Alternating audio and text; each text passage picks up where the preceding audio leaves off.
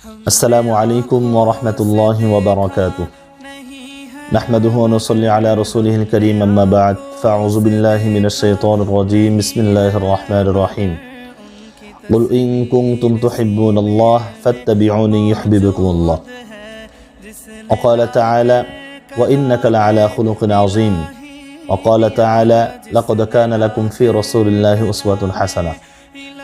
প্রিয় মুসলিম ভাই ও বোন, আমরা সকলেই এই অশান্ত পৃথিবীতে শান্তির খোঁজে আমরা বিভিন্ন পথকে অবলম্বন করছি। কোথাও আমরা শান্তি খুঁজে পাচ্ছি না এবং শান্তির দ্বার প্রান্তে আমরা মনে হয় উপনীত হয়েছি, এরপরেও কেন যেন আমরা শান্তি খুঁজে পাচ্ছি না। প্রিয় মুসলিম ভাই বোন, শান্তির একমাত্র পথ হলো ইসলাম। রাসূল খুদা সাল্লাল্লাহু আলাইহি ওয়াসাল্লামের উপরে যেই 30 পারা কোরআন নাজিল করেছেন, আল্লাহ রাসূল সাল্লাল্লাহু আলাইহি ওয়াসাল্লামকে মানব সভ্যতার গাইডলাইন হিসেবে আল্লাহ সুবহানাহু ওয়া তাআলা প্রেরণ করেছেন। একমাত্র রাসূল আরবি সাল্লাল্লাহু আলাইহি ওয়াসাল্লামের পদঙ্ক অনুসরণ করা ছাড়া আমাদের কোনো পথেই শান্তি মিলবে না, এটা সুস্পষ্ট কথা।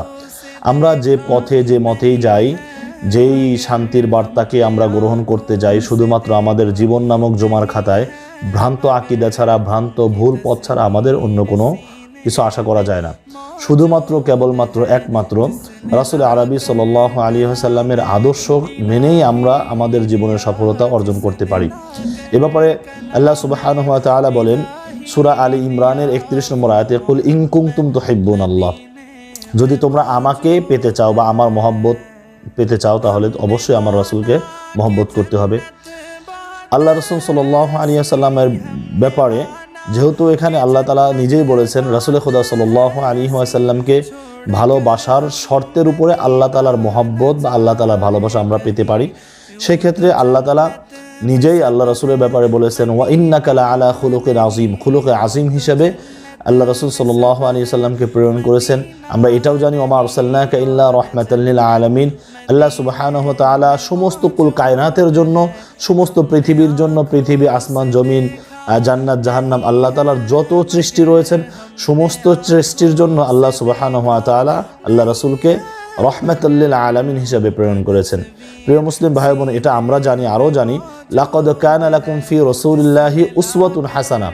আমরা যদি কারোর কাছ থেকে আদর্শ শিখতে চাই, কোনো কিছু শিখতে চাই, তাহলে যার মধ্যে উসওয়ায়ে হাসানা রয়েছে, সুন্দর আখলাক রয়েছে, আমরা তার কাছ থেকে শিখবো। এই ব্যাপারে আল্লাহ সুবহানাহু ওয়া তাআলা তার হাবিবকে লক্ষ্য করে আয়াত নাজিল করেছেন সূরা আহজাবের মধ্যে। সূরা আহজাবের 21 নম্বর আয়াতে এই আয়াতটি আলোচনা করা হয়েছে। ঠিক অনুরূপভাবে আমরা যদি দেখতে পাই, আল্লাহ রাসূল সাল্লাল্লাহু আলাইহি ওয়াসাল্লাম নিজেই বলেন যে আল্লাহ তাআলা আমাকে শিক্ষক হিসাবে প্রেরণ করেছেন, যাতে করে আনেওয়ালা যত উম্মত রয়েছে আমি তাদেরকে শিক্ষা অর্জন করাতে পারি।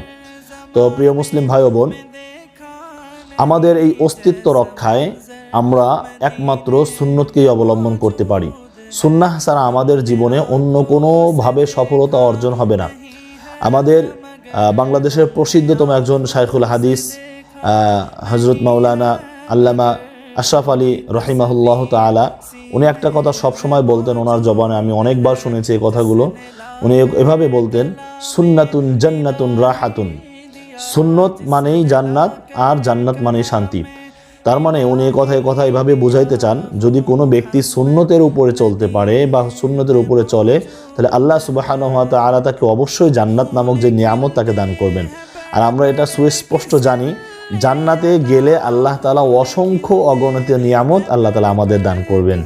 আলহামদুলিল্লাহ, আল্লাহ সুবহানাহু ওয়া তাআলা আমাদের সকলকেই এই সুন্নতের উপরে জীবনযাপন করার মতো তৌফিক দান করুন। সকলে বলে আমিন। ওয়াসসালামু আলাইকুম ওয়া রাহমাতুল্লাহি ওয়া বারাকাতুহু।